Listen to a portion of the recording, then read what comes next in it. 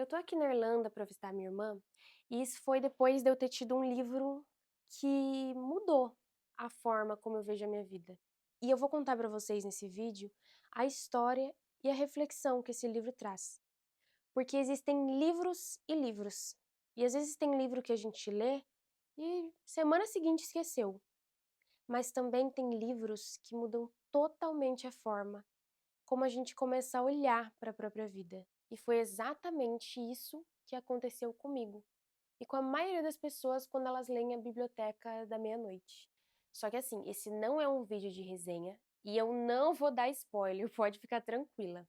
Na verdade, eu quero usar a ideia desse livro para falar sobre as nossas escolhas, os nossos hábitos e os arrependimentos, e principalmente sobre como a gente constrói diariamente a vida que a gente quer viver.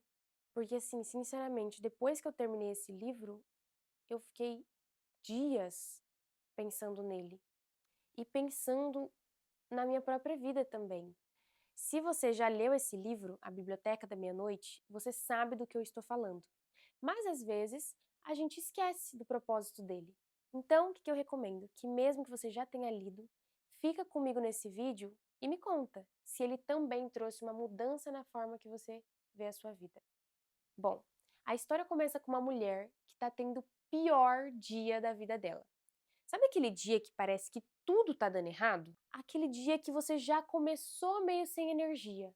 Aí durante o dia parece que tudo vai piorando. Surgem problemas, frustrações, a sensação de que nada dá certo. E é bem aquela sensação de que talvez você tenha feito as piores escolhas da sua vida.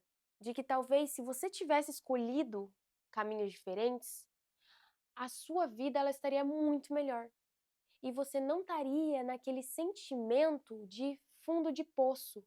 Então, é bem assim que a história do livro começa. Talvez muito até parecido com o que a gente está vivendo hoje. A personagem principal se chama Nora Seed. Ela é uma mulher de 35 anos que vive na cidade inglesa de Bedford.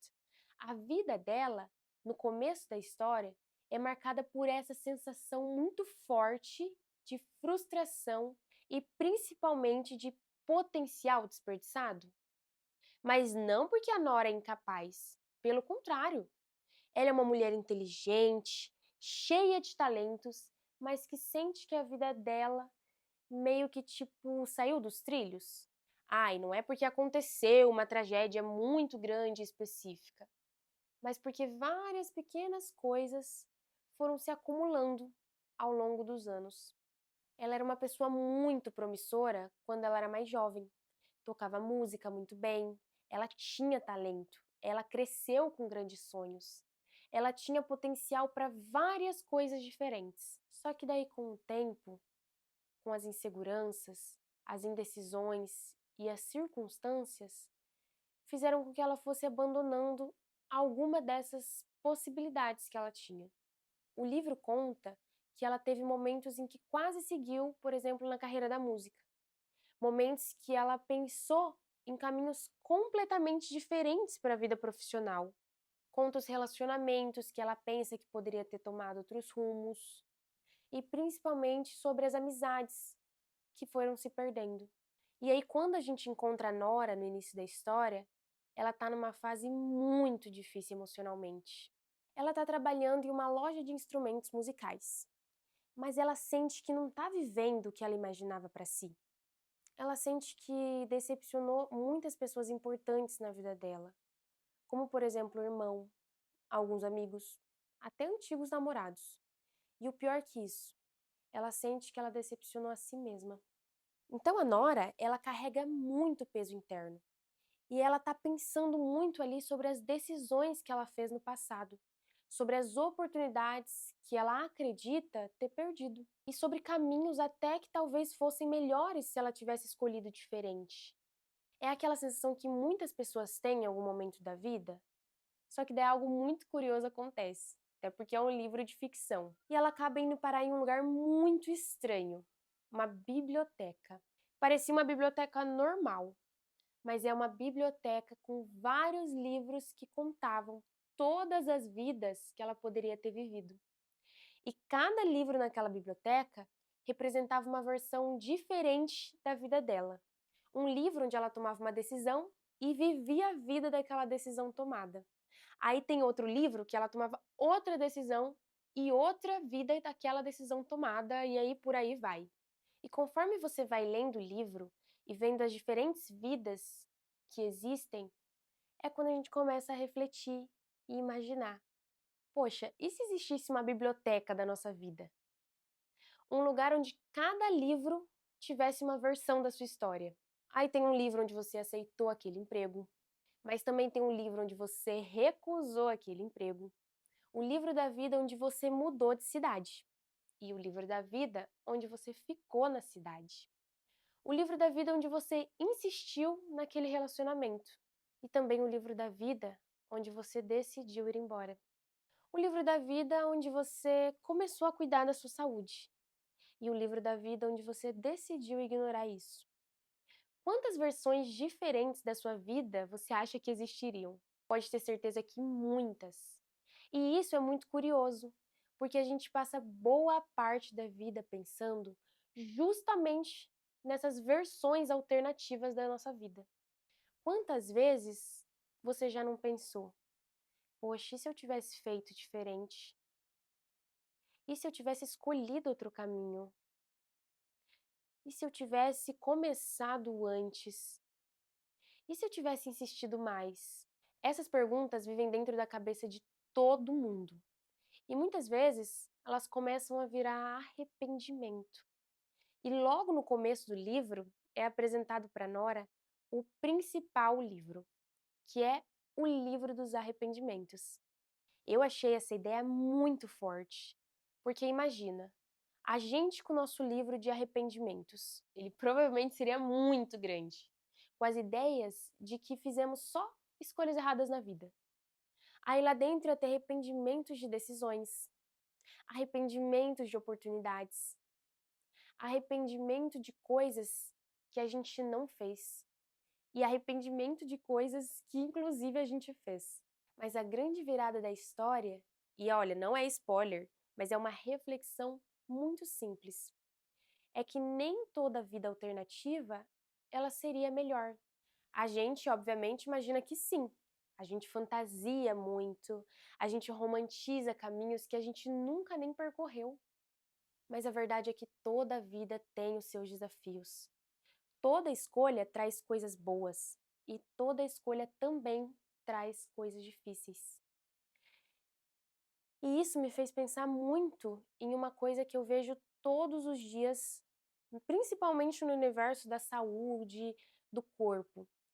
Porque muitas pessoas, elas estão vivendo exatamente assim, presas em arrependimentos. Ah, eu queria ter começado antes. Eu queria ter cuidado mais do meu corpo. Ah, eu queria ter feito academia. Poxa, eu deveria ter sido muito mais disciplinada. E sabe o que acontece? Elas vão ficar olhando para o passado. Só que elas esquecem de que tem muita coisa importante. A vida, ela ainda está acontecendo. A nossa história ainda está sendo escrita. A biblioteca ainda não acabou, porque ela só acaba quando a gente, infelizmente, morre. Ainda existem livros que nem foram escritos. E essa foi talvez a reflexão mais poderosa que esse livro traz. Porque a gente não pode voltar no tempo e mudar as coisas. Mas a gente pode decidir o próximo capítulo. E isso tem muito a ver com algo que eu falo sempre dentro do método Loop Fit. A vida que você quer viver, ela não nasce de uma decisão gigante. Ela nasce de pequenas decisões, mas repetidas todos os dias. Não é uma transformação mágica, ela é uma construção.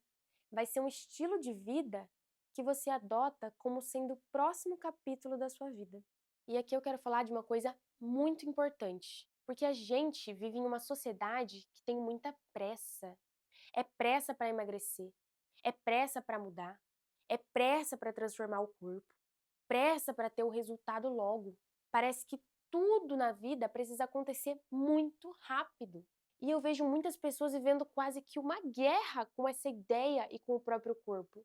se cobrando, se punindo, se comparando, como se a gente precisasse resolver tudo muito imediatamente. Mas deixa eu te falar uma coisa com muita honestidade. Você não precisa ser magra amanhã. Você não precisa ter o corpo perfeito amanhã.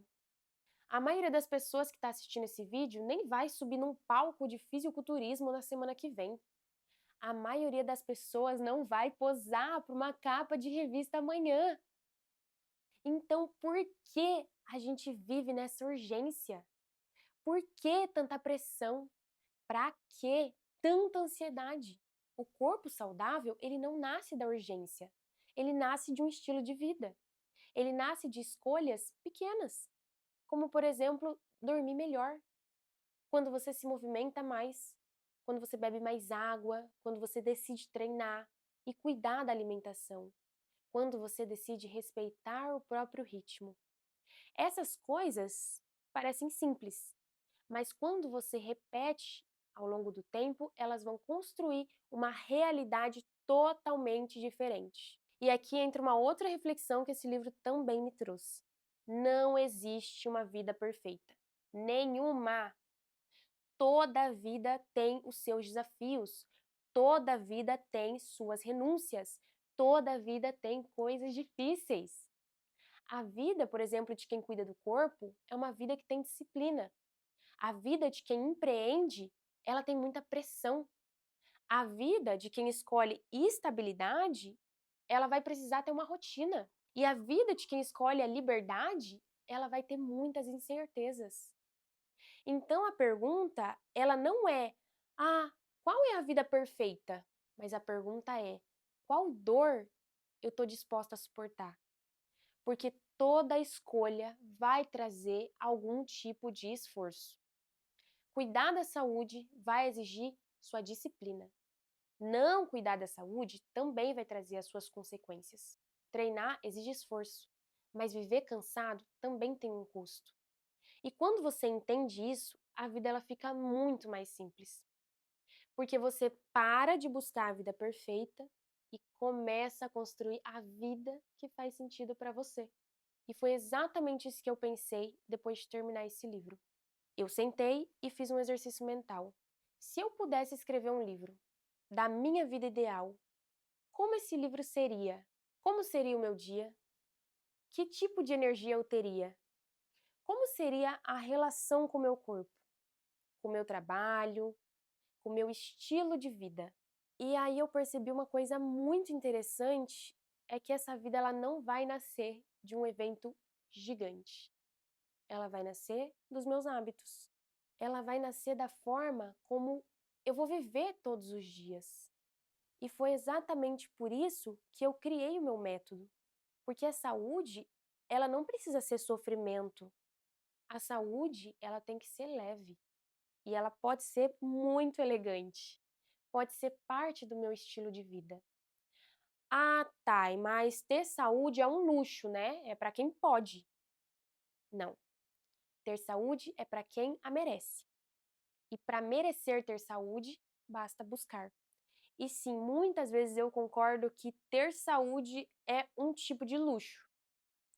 O luxo de você acordar com energia, o luxo de você ter disposição, o luxo de se sentir bem no próprio corpo, o luxo de viver sem estar em guerra com você mesma. E talvez essa seja a maior lição que esse livro me trouxe. A gente não precisa viver presa no livro dos arrependimentos. A gente pode começar a escrever um livro novo. E hoje, no agora, com pequenas escolhas, com pequenos hábitos e com pequenas decisões. Porque a vida que você quer viver, ela não vai aparecer do nada. Ela vai ser construída por você, todos os dias. Então, eu quero terminar esse vídeo com uma pergunta para você. Se existisse uma biblioteca da sua vida, que livro você gostaria de começar a escrever agora? E quais hábitos ajudariam a começar a construir essa história? Porque o segredo talvez não seja a gente voltar no passado, mas simplesmente virar a página. e começar um capítulo novo. E é isso. Eu espero que você tenha gostado desse tipo de reflexão, misturando mente, corpo, hábitos e estilo de vida, e que esse vídeo ele te ajude a começar a escrever uma nova história para a sua vida. E se você gostou desse vídeo, não esquece de deixar o seu like e comentar alguma ideia que com certeza vai ajudar outras pessoas que também gostam de ler os comentários. E lembrando que se você não se inscrever no canal, o YouTube não vai te mostrar os novos vídeos que eu estarei trazendo aqui. Agora, se você já é inscrita, o meu muito obrigada pela sua companhia e eu te vejo no próximo vídeo.